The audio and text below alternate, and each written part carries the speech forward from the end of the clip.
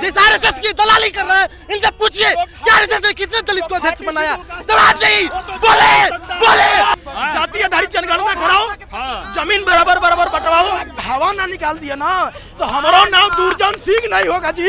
ये पसीना तब तक बहाना है उस सरकार में बैठे हुए लोग इस जजमेंट को वापस न ले लें, क्योंकि हमने कई बार मोदी सरकार को यूं करके यूं झुकाया है। मन भी नीला, तन भी नीला, पटका भी नीला, आसमान भी नीला, अरे बिल्कुल कफन नीला होना चाहिए भाई। को मैं बता दूं, ये बहुजन समाज इनसे क्या, हमारी जूती भी उनसे नहीं डरती है साहब। कि तलवारों के साए पर इतिहास हमारा बनता है, जिस ओर जवानी चलती है उस ओर जवाना चलता है। कि तब तबला बजेगा धीन धीन, जब एक पर बैठेंगे तीन तीन।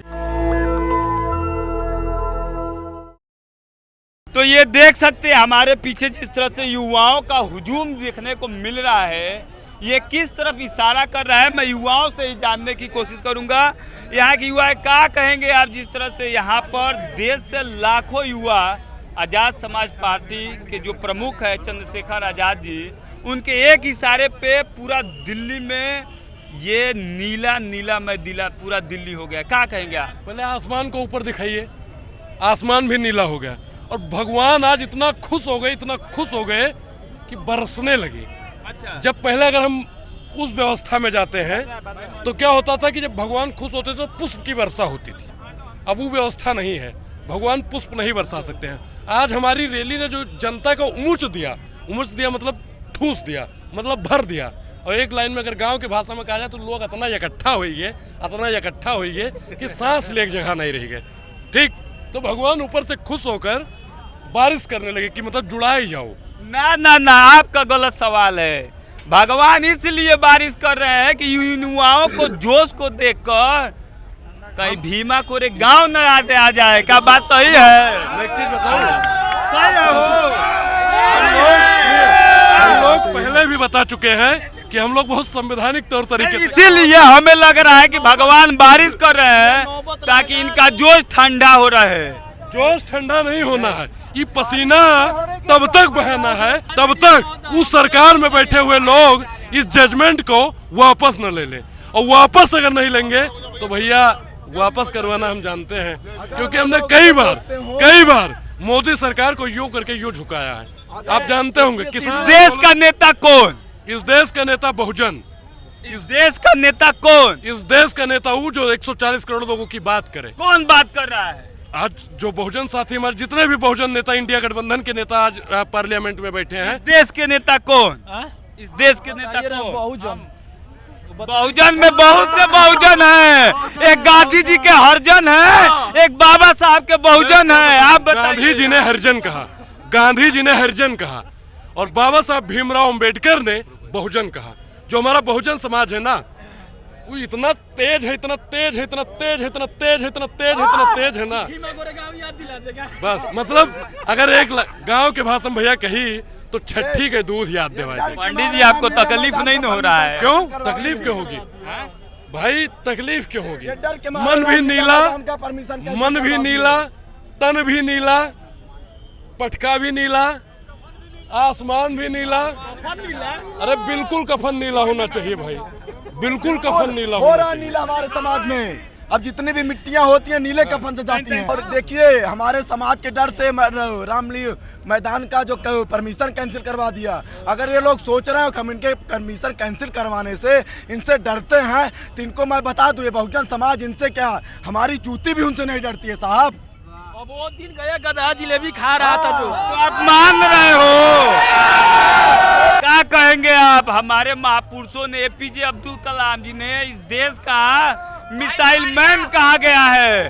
वो साफ कहते हैं कि जिस ओर जवानी चलती है उस ओर जमाना चलता है। क्या लग रहा है कि आजाद समाज पार्टी चंद्रशेखर रावण के तरफ जमाना चल दिया है? बिल्कुल, जो हक और अधिकारों की आवाज उठाएगा उसी को सपोर्ट मिलेगा और पूरा बहुजन समाज उसी को सपोर्ट करेगा जो हक और अधिकार की आवाज उठाएगा। और जितने ये राहुल गांधी नहीं आवाज उठाते हैं। देखिए मैं क्या कहता हूँ, किसी ने लिखा था कि तलवारों के साए पर इतिहास हमारा बनता है, जिस ओर जवानी चलती है उस ओर जमाना चलता है। और दो तीन ठो लड़के हैं बहुत मुरहा हैं गांव की भाषा में, मतलब बहुत तेज हैं। जानते हैं कौन?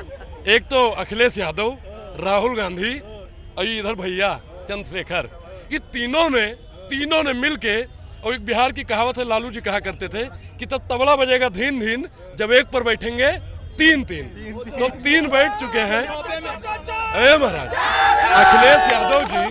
अखिलेश यादव जी चाहते तो विधानसभा में नेता प्रतिपक्ष बन के तबला बजेगा धीन धीन, जब तबले पे बैठेंगे तीन।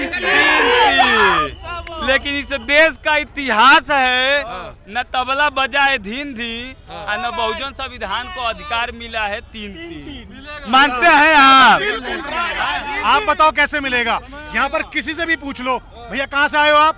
मैं नोएडा से नोएडा छोड़ो, नोएडा बहुत पास हो गया, इनसे भी पूछूंगा। बिहार से कितने पार्षद इनके क्षेत्र में? मैं इनसे बात कर रहा हूँ सर। सुनिए हमारी बात तो सुनिए। आरक्षण के वर्गीकरण पर चंद्रशेखर रावण और बहन कुमारी मायावती आवाज उठाई कि नहीं उठाई, बताइए आप लोग। बिल्कुल सही बात है। राहुल गांधी बोले, राहुल गांधी बोले, मैं ये तो शुरू से राहुल गांधी बोले। सुनो यार, जवाब इसका पूरा लो ना। राहुल गांधी अखिलेश यादव के लिए नहीं, मैं इनको 50 बार बहुजन भाइयों को बात बता चुका हूँ।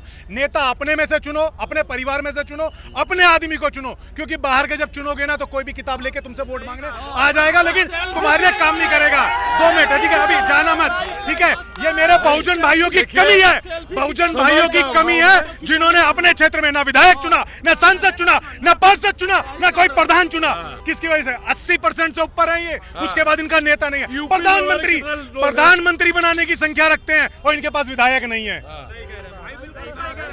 बताइए ना, जवाब दीजिए। वो फोटो खिंचाने के लिए, सेल्फी खिंचाने के लिए, वो बात चाहे राहुल गांधी हो चाहे बीजेपी, जो कांग्रेस है वो नहीं महाराज, समय का अभाव है, काफी संख्या में लोग जुटे हैं, उनसे भी बात कीजिए। अच्छा, जो कांग्रेस है वही बीजेपी? हाँ, जो कांग्रेस वही बीजेपी वही आम आदमी, क्योंकि तीनों आरएसएस की विचारधारा मेरे से शॉर्टकट में सुन लो। ठीक है, वही लोग हैं जो मायावती जी को भी बीजेपी का बी टीम बोलने वाले लोग हैं।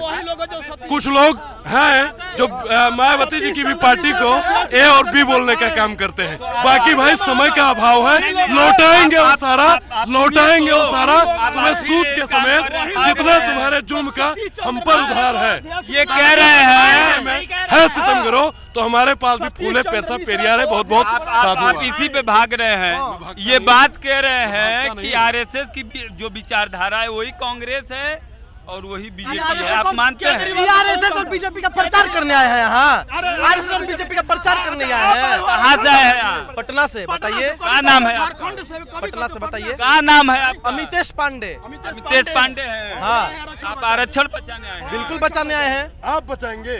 बिल्कुल बचाने आए हैं। बताइए हम लोग सब आरक्षण किसका बचाने आए हैं? एकजुट होंगे। आरक्षण बचाने आए हैं ताकि हमारे देश के जो दबे कुचले तबके के लोग हैं उनका विकास हो सके, उनका हक और अधिकार में मारी ना हो सके। कौन आरक्षण छीन रहा है? आरक्षण मनुवादी सरकार छीन रही है, और जो लोग सत्ता में है कौन? मनुवादी में है कौन? केजरीवाल है, आम आदमी पार्टी है, कांग्रेस है, बीजेपी है। कौन है मनुवादी? जिनको ये वोट देते हैं आरएसएस और भाजपा के नाम ले रहे हैं, वही आरएसएस भाजपा वही है जिस आरएसएस की दलाली कर रहा है। इनसे पूछिए कि आरएसएस ने कितने दलित को अध्यक्ष बनाया?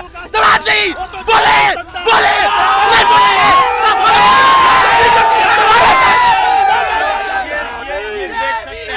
कुछ नहीं, अब इनको यही कहेंगे, आसमान में मुंह कीजिए और ऐसे थूक लीजिए। आप हमको बताइए ना, 55 साल में कांग्रेस ने दलित वंचित शोषित समाज के लिए क्या किया है? 1 मिनट सुनिए। रुको हो भाई, रुको लो। आप बताइए, 55 साल इस देश में कांग्रेस राज की है, शोषित वंचित समाज के लिए क्या की है? पत्रकार साहब अब भागिएगा मत, आपसे भागेंगे नहीं, आप बताइए तो। भाग जाएंगे, बता रहे हैं आपका। पत्रकार महोदय, बिहार के एक नेता हुए हैं, बिहार के एक बड़े नेता हुए हैं बाबू जगजीवन राम, शायद आप नाम भी नहीं सुने। नहीं, हम सुने। महाराज कर्पूरी ठाकुर को लोग भी सड़क पे मार दिए हैं, रैलियां निकाल के गाली दिए हैं। बाबू जगदेव प्रसाद कुशवाहा को मारने वाले कौन थे इंदिरा गांधी की सरकार में? आप लोग हमसे बात सुनिएगा कि इनसे सुनिएगा? हम, मेरे पास माइक है ना। बाबू जगजीवन राम, उनको लोग बाबूजी कहा करते थे, और बाबूजी का मतलब आपको पता है? पिताजी। और जिस इंदिरा गांधी स्टेडियम में हम लोग खड़े हैं ना, बाबूजी का सरकार मार लीजिए, बाबूजी कहिए, बाबूजी सुनेगा कहिए। नहीं, पत्रकार सुनेगा नहीं, पत्रकार सुनेगा नहीं। आपने अभी सवाल सुनिए पहले, आप पहले पूछे कांग्रेस के बारे में, आप कांग्रेस माइक मत पकड़ो, कांग्रेस के बारे में आप पूछे ना, कांग्रेस के बारे में हम बता रहे हैं। इंदिरा गांधी जी प्रधानमंत्री थे, बाबू जगजीवन राम को उप प्रधानमंत्री बनाए हुए थे और रक्षा मंत्री बनाए हुए थे, और बाबू जगजीवन राम सासाराम से सांसद हैं और उनका काम बोलता है, उनका काम बोलता हाँ, है। जब वो प्रधानमंत्री बनने वाले थे ना, तो उनको आरोप लगा कर उनको बदनाम कर दिया गया और उनको प्रधानमंत्री नहीं बनने दिया गया। यही कहना चाहते हैं ना। जो भी वो राजनीतिक ईर्ष्या रही हो, अब गलत राजनीतिक क्या हो गई? प्रधानमंत्री बनने के योग्य वो थे, योग्य थे ना, क्यों नहीं बने वो? क्यों नहीं बने? वही तो कहे ना, राजनीतिक कुंठा हर जगह होता है। अब कर्पूरी ठाकुर थे, कर्पूरी ठाकुर पिछड़े समाज बात आती है तो राजनीतिक कुंठा की बात करिए। मैं एक चीज बता दूं, इस देश में सबसे ज्यादा आबादी किसकी है आप बताइए? इस देश में सबसे ज्यादा आबादी किसकी है? बहुजनों की है। बहुजनों की है। इस देश में श्रवण कितने % है? 3%। 3% है। बाकी 17 जो बचता है 12%, उसमें मुसलमान आ जाता है। ठीक, मुसलमान और सिख, हाँ, बताइए ना, खोलिए ना। 85% बहुजन समाज है। वो अपना प्रधानमंत्री बनाएगा, ये हम 3% लोग बना पाएंगे। यही तो कारण है। इसके जवाब दीजिए, इसके जवाब दीजिए। हम जवाब दे रहे हैं आपको, मैं जवाब दे रहा हूँ। बहुजन को मैं इस देश का सुनिए, ने जो कहा, अरे छोड़ो, कि पहले शिक्षित सुनो हमारी। अब मैं और उसका सुशिक्षित मैं उसकी बात बता रहा हूँ। हजारों साल से इस देश का मूल निवासी कौन कौन है आप बताइए? कौन बताओ तो। मैं तो कह रहा हूँ जो भारत में है वो भारत का मूल निवासी है। देश के मूल निवासियों को ना, जब लोग आक्रमण किए, हाँ। जाति नहीं थी, जात बनाकर जाति बांट किसने कर बनाया? जाति जल किसने जंगल बनाई? जमीन पर लोग हथिया लिए। 74 में जब अंग्रेज आंकड़ा लगाने लगे तो इन्होंने बोला कि मैं हिंदू नहीं हूँ, मैं आपके तरफ विदेश से आया हूँ, उन्होंने छोड़ दिया। बाद में इन्होंने हिंदू बना करके गुलाम बना लिया और जल जंगल जमीन पे कब्जा कर लिया। बताओ, कर लिया ना, कर लिया। सुप्रीम कोर्ट का जो वर्गीकरण का फैसला है, वो क्या करने की कोशिश है? अच्छा, 3.5% लोगों के पास सारी जमीनें हैं, जाति आधारित जनगणना क्यों नहीं करा रहे हो? जाति आधारित जनगणना कराओ, जमीन बराबर बंटवाओ। अब तो जमाना गया जो गधा जिलेबी खाने वाला, अब सब आएगा, सब वसूला जाएगा, सब होगा। जाति जनगणना की बात कर रहे हैं राहुल गांधी। बिल्कुल होनी चाहिए, बिल्कुल होनी चाहिए। जाति जनगणना हम लोग करवा के रहेंगे। अगर नरेंद्र मोदी जी जाति जनगणना नहीं सुनिए महाराज, इसका अगला प्रधानमंत्री सुनिए तो। जाति जनगणना करवाने के लिए तैयार है। राहुल गांधी कह रहे जाति जनगणना, कांग्रेस की सरकार थी तो 1951 में जाति जनगणना बंद हो गई। इसी के में जाति कपिल सिंबल था, जो इन्होंने इसी के सरकार में कपिल सिंबल सारा कॉलेजियम इसी के कांग्रेस के सुनो कांग्रेस के सरकार में कपिल सिंबल कॉलेजियम सिस्टम उसी ने लाया। बात इस देश में ना कांग्रेस बीजेपी की नहीं है। कपिल सिंबल कांग्रेस के शासनकाल में कॉलेजियम कहते हैं, मैं भी जाट भी कहते हैं, कॉलेजियम सिस्टम उसी ने लाया। कपिल सिंबल ने सारा ईपीएससी का पैटर्न उन्हीं ने चेंज किया। कपिल सिंबल ने सारा ईपीएससी का पैटर्न उसी ने चेंज किया। राहुल गांधी संविधान बचाने की बात करता है, संसद में घुसते देश का युवा जान गया कि 78 साल से बस कांग्रेस बीजेपी हो रही है। देश का युवा चौंक गया है, बहुत समझ गया है। जो बीजेपी वालों के बाद में झोला है ना, जो झोला डंडा है वो लेके निकल लेंगे। जान गई हो, वो जा रहे हैं यार।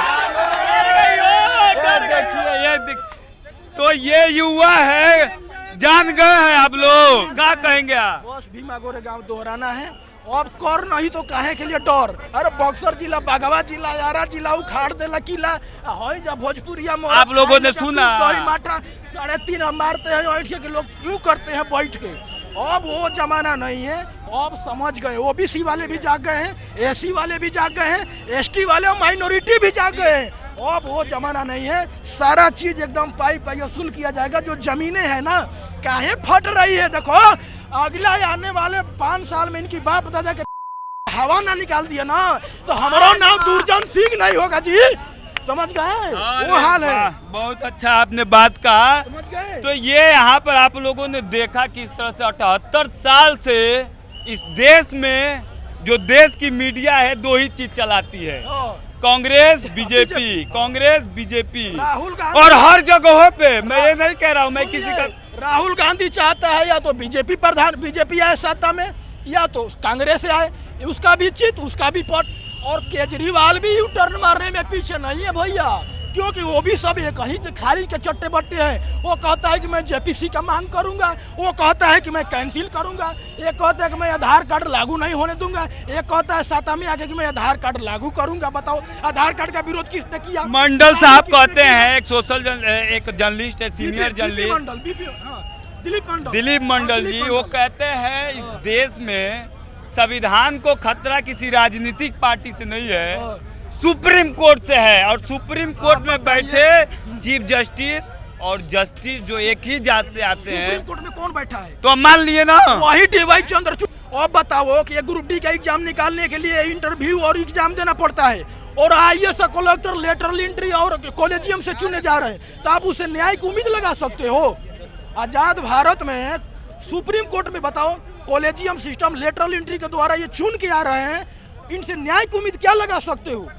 कहीं ओबीसी एससी एसटी को विश्वास नहीं करना है इनकी बातों पे। तो देश में अब जो युवा साथी हैं, 90% जो युवा है एससी एसटी ओबीसी अल्पसंख्यक के, वो अपने हक और अधिकार समझ चुके हैं, जान चुके हैं। अब कोई भी पार्टी है स्लोगन दे चाहे कुछ भी करे, उनके बहकावे में नहीं जाने वाले हैं। और अपना नेता आज जो दिल्ली का जो स्टेडियम था इंदिरा गांधी स्टेडियम, उसमें आप भीड़ देख के अंदाज़ा लगाया जा सकता है कि जो देश का युवा है वो आज़ाद समाज पार्टी के प्रमुख चंद्रशेखर आज़ाद रावण को अपना नेता मान चुका है।